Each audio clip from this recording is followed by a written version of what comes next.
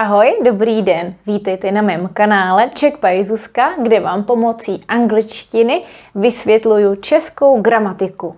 This episode is going to be dedicated to a verb prefix, vz or vze. I know what you're thinking, what is vz? That's one of the reasons why I'm making this video, so that you would get used to this sound and also you would practice verbs that start with this prefix. And these verbs would become easier for you to pronounce. Jdeme na to. So the prefix vz or vze often indicates movement up. That's the most common function. This verb prefix is not as common as other verb prefixes that I introduced in my other episodes. So, why am I talking about this prefix? Well, first of all, because there are still a couple of verbs that we commonly use. Verbs that start with vz. And they are very handy. And second of all, as I already mentioned, I would like to focus also on the pronunciation part. Because, surprise, surprise, this prefix, it's not always pronounced as vz, but also sometimes as vz, vz. Vz, vz. You will see it later, don't worry. I am going to introduce 13 verbs in total. In today's video, I am actually going to show you both versions, both aspects of the verb, perfective and imperfective. And I will give you examples for some of them. If you would like to have a complete overview, you can also check my worksheet. As you can see, I have two columns here. Can you guess which ones are perfective and which ones are imperfective? Vzhlédnout, vzlétat, vzhlédnout, vhlížet. Hard to tell. These ones are perfective. These ones are imperfective. Once again, a quick reminder, perfective verbs can only talk about past or future. Imperfective verbs can talk about past, present and future. So, movement up. Some of these verbs will be a little bit more concrete and some of them will be more metaphoric. Let's start with the most concrete ones. Vzlétnout, vzlétnout and vzlétat. Can you guess what is the core verb of these two? It's létat, letět, and that means to fly. So, vzlétnout, vzlétat means to fly up, to rise up by flying. Pták vzlétl vysoko nad nás. The bird flew up high above us. Pták vzlétl vysoko nad nás. You might think, yes, it's so difficult to pronounce vz. So, it takes so much effort that it actually reflects this movement. When you go up, you also have to make a lot of effort. So, vzz, going up. Or another example with vzlétat, the imperfective verb. When you're on the plane, you might hear za chvíli budeme vzlétat. We'll be taking off in a moment. Za chvíli budeme vzlétat. Vzhlédnout, vzhlížet. Last time I talked about prohlédnout, prohlížet. And it has to do something with seeing, looking at. Vzhlédnout means looking up. When I say vzhlédli jsme k věži, it means we looked up towards the tower. We looked up at the tower. Vzhlédli jsme k věži.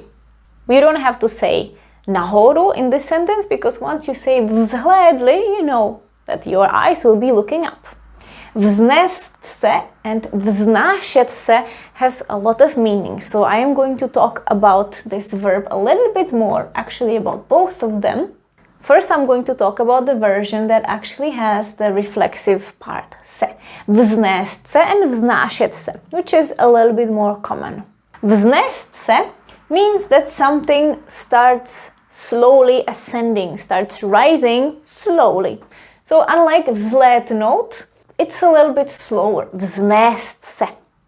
Nest means to carry, so something is being carried up. It takes a little bit longer than flying up. Balón se pomalu vznesl. You know what balón is? besides balon is a slang for a ball. Balon is also a hot air balloon. Balon se pomalu vznesl nahoru. The balloon slowly rose, slowly went up. Balon se pomalu vznesl. Now, what about vznášet se? It's the same thing. Like if you wanted to describe that something is now slowly rising. But it also means to start hovering or levitating. Imagine you are describing what you saw in a movie, or you had a dream that you started to levitate. You would use this verb, or also the perfective. It can also mean to float. Something can also float in water. Vznášet se ve vodě. But what if I say, žena se začala vznášet nad postelí? That's a bit of a paranormal activity. The woman started to levitate, started slowly ascend above the bed. Žena se začala vznášet nad postelí. And it also has a figurative meaning. When you are full of positive energy, full of happiness, for instance, it feels like you're floating, right? So you can also say that in Czech. Vznáším se radostí. I am floating with joy, overflowing with joy. But literally it means I'm floating, I'm levitating with joy. Vznáším se radostí. There is actually a song. Já se vznáším, já si létám. And now an example with vznést without the se part.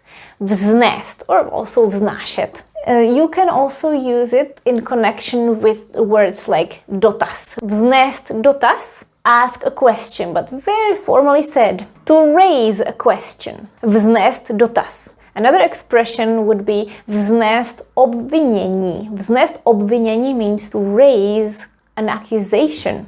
Vznést námitku. To raise an objection. Vznést námitku. Vznést kritiku. To raise criticism. Vznést kritiku. These phrases are very handy for when you read a newspaper. Novinář vznesl dotaz. The journalist asked a question. He raised a question. Novinář vznesl dotaz. Okay, that's it for these two. Now, vzrůst and vzrůstat. Růst means to grow. Vzrůst means to grow up. It can be literal, that a tree, for example, started growing up, vzrostl, strom vzrostl. And also you can use it for prices going up, for instance. Ceny energií raketově vzrostly. The energy prices skyrocketed. In Czech we say raketově vzrostly. They went up high as quickly as a rocket. Raketově vzrostly. Ceny energií raketově vzrostly.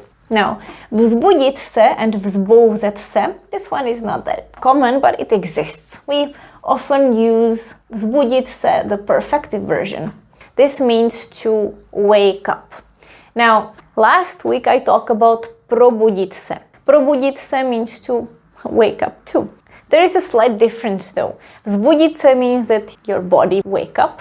You're not asleep anymore. Probudit se is very similar, but it might mean that you are fully awake. Probudit se. Remember, pro means that something is fully done in some of the functions, like this one, probudit se, to be fully awake. Vzbudit se means to wake up, but maybe your brain is not fully awake. So we could say that this is the first stage.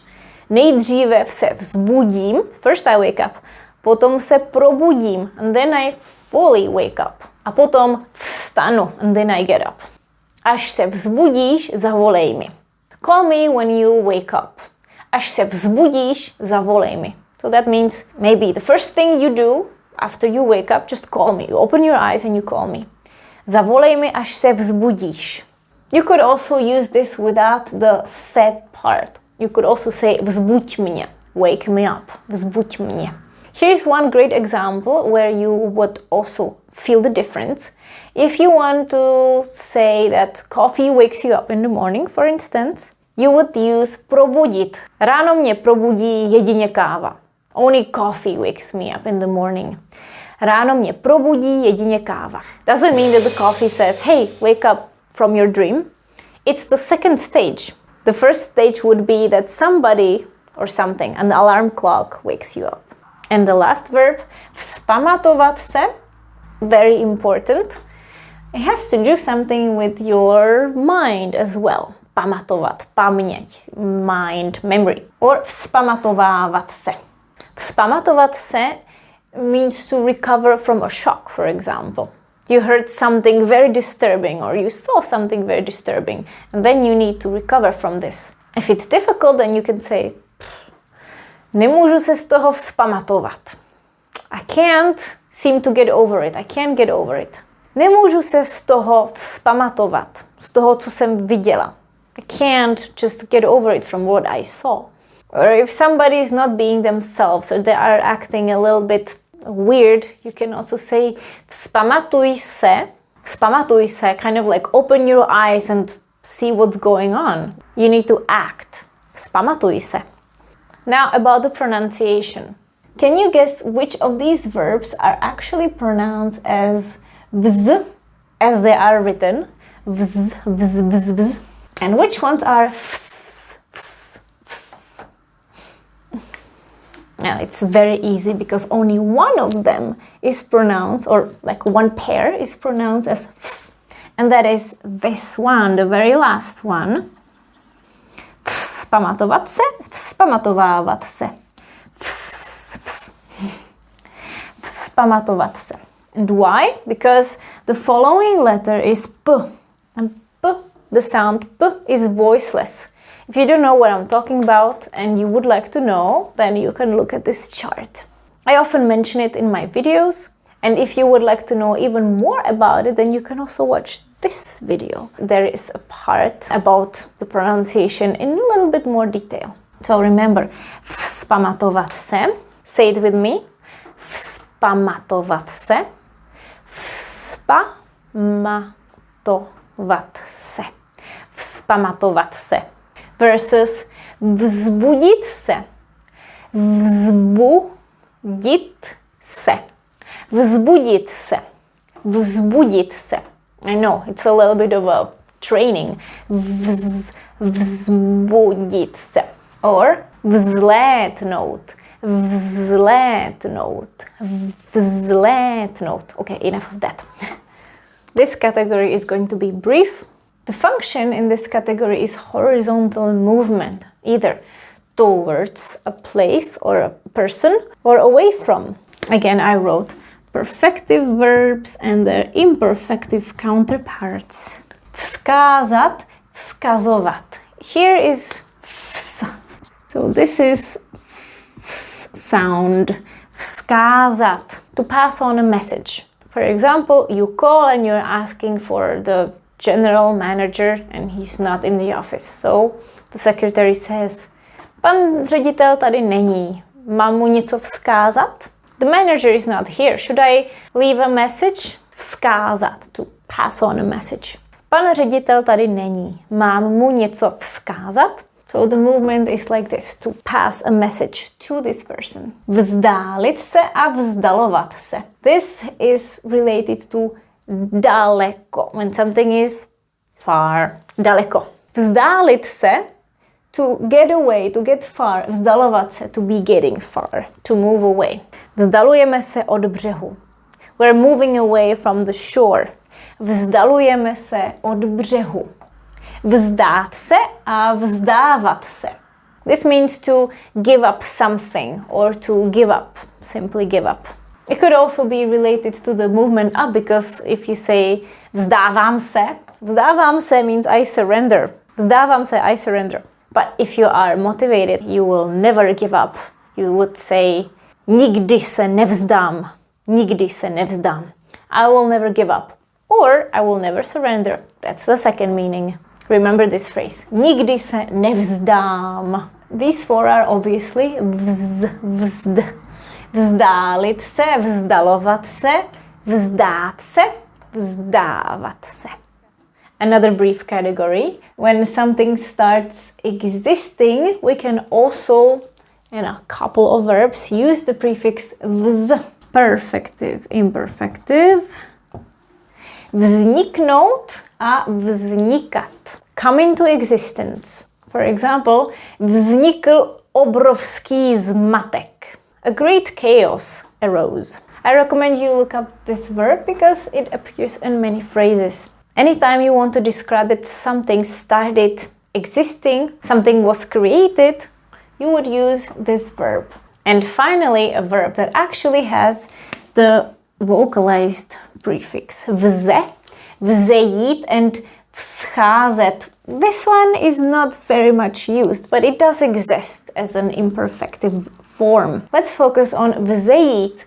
Vzejít is a little bit similar to this one. We use this verb when we describe the result, the outcome. Something resulted into something and it's usually positive. If you want to use it for something negative, you would use it this way. Z toho nevzejde nic dobrého. Nothing good will come out of this. Z toho nevzejde nic dobrého. When you have a bad feeling about something. Vzejít also means to germinate. If you talk about plants, green plants, that they actually started growing, you would also use this verb. And our last category includes other functions. I only picked two verbs and their imperfective counterparts. Vzdělat se a vzdělávat se. You know that when dělat is a part of the verb, it doesn't always mean that something is being made or done. And this is one of those cases. Vzdělat, can you guess? Vzdělat means to educate. Vzdělat se, to educate oneself. Vzdělat někoho, to educate somebody else. When somebody educates themselves or gets educated, they become a different person. So they're being made a different person. Okay, we could say it works like this. Každý se potřebuje vzdělávat. Everybody needs to educate themselves. Každý se potřebuje vzdělávat. One important noun is vzdělání. Vzdělání is education. This would be a category in a CV, for instance. Vzdělání. And vzpomenout si a vzpomínat si. Another one of those. Vzpomenout si. Vzpomenout si is to remember. When something comes to your mind. Nemůžu si vzpomenout, kdy to bylo. I can't remember when it was. Nemůžu si vzpomenout, kdy to bylo. Or the imperfective form, vzpomínat si. Vzpomínáš, jak jsme tehdy bla bla bla. Do you remember how we used to do such and such? In this case, it would often be said without si. It would be the colloquial version. Vzpomínáš, jak jsme tehdy. Vzpomínáš, jak jsme tehdy chodili krást třešně. Remember how we used to go and steal cherries? That was my childhood. Vzpomínáš si? Or vzpomínáš? Remember?